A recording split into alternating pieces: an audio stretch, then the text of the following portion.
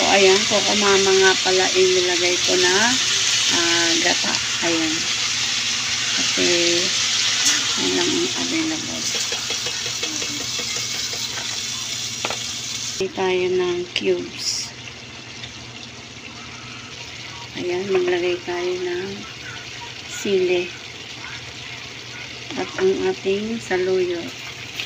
Lagyan na natin ang saluyot. Lagyan ko. Gusto ko maraming kulay. Ayan, lagyan natin. At lagay na natin diretso ang ating sibuyas. Ayan. Napakadali lang ito lutuin. Ayan. Ito na. Ang ating sigarilyas.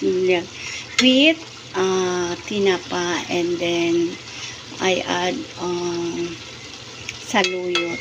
So, ayan. Napakasustansya. Mura pa. Masustansya. So, ayan.